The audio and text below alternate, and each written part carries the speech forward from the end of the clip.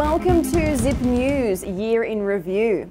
Today we take a look at a deadly outbreak that quickly turned into an epidemic, giving way to the most widespread cases of the Ebola virus in history. As of the 10th of December, the World Health Organization has reported 17,942 suspected cases and 6,388 deaths. The virus first appeared in 1976 in a village near the Ebola River, for which the illness takes its name.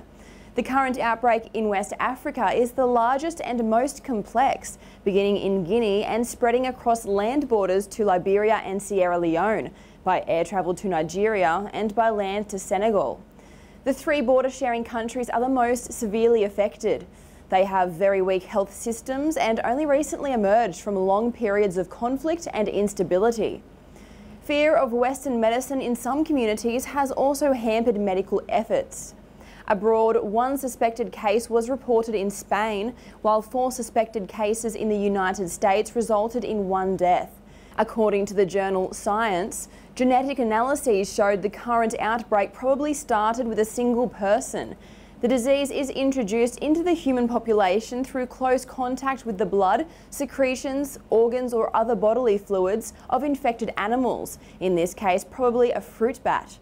Ebola then spreads through human-to-human transmission via direct contact with the blood, secretions, organs or other bodily fluids of infected people, and with materials contaminated with these fluids. While 70% of cases were under treatment and more than 70% of the dead buried safely by December 1st, the UN's David Nabarro believes the situation is getting worse, with the need for a much more intense response.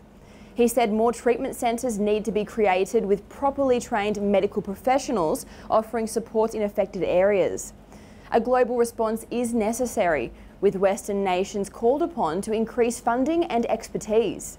Symptoms of the virus can be difficult to distinguish from other infectious diseases such as malaria, typhoid, fever and meningitis. Various investigations are used to confirm that symptoms are caused by Ebola virus. No proven treatment is currently available. However, supportive care and treatment of specific symptoms improves survival. Potential vaccines are currently undergoing human safety testing, but none have been licensed. Good outbreak control relies on interventions, including community engagement and raising awareness of risk factors. The Ebola health workers were announced as Time magazine's Person of the Year for 2014. That's Zip News for today. I'm Amy Jobson. Join me tomorrow for another Year in Review.